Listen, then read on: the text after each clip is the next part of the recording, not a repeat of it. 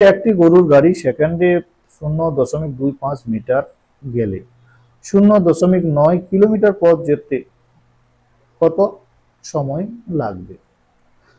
এখানে দেখো একটা জিনিস, এখানে আছে মিটার, এটা আছে কিলোমিটার। প্রথমে এই জায়গাতে আমাদের লক্ষ্য করতে হবে, তাহলে এই যে দুটাকে একটা এককে নিয়ে যেতে হবে। এখানে বলা হচ্ছে সেকেন্ডে গতিবেগ বলছে, আবার তাহলে এই সেকেন্ডে যখন এখানে গতিবেগ বলছে, তো আমার এখানে অ্যান্সারটা সেকেন্ড থেকে যখন আমি এখানে অ্যান্সার অপশনগুলো দেওয়া আছে ঘন্টায়, তাহলে এই জিনিসটা আমাদের খেয়াল করতে হবে। যাক, তাহলে 0.9 কিলোমিটার এটাকে প্রথমে মিটারে নিয়ে নাও, কেননা এটা মিটারে আছে। তাহলে কিলোমিটারকে মিটারে নিয়ে গেলে আমরা কি করি, সরাসরি 1000 দিয়ে গুণ করব। কিন্তু এখানে আছে কিলোমিটার, তার আগে একটা পয়েন্ট আছে, এই যে পয়েন্টটা দিয়ে দিব, তাহলে এটা গুণ করব।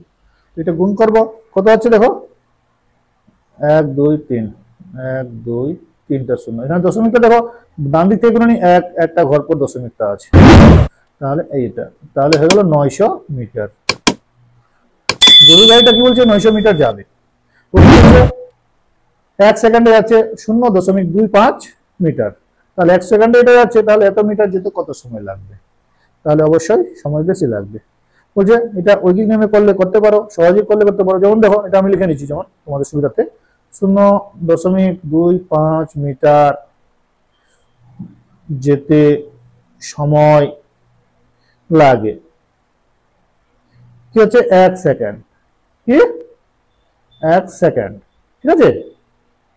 তাহলে 900 মিটার যেতে সময় কি বেশি লাগবে না কম লাগবে ভাবো?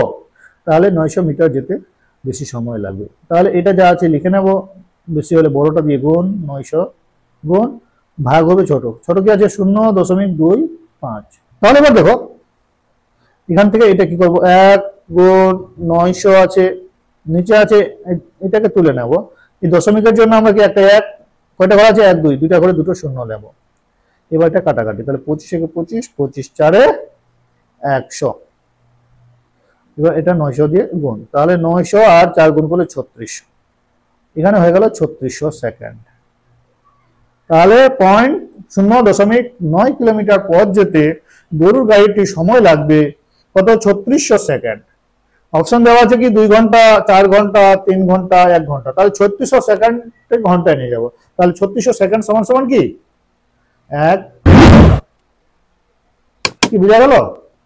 তাহলে গরুর গাড়িটি 0.9 কিলোমিটার যেতে লাগবে 1 ঘন্টা। এখানে অপশন ডি হলো কারেক্ট অ্যান্সার।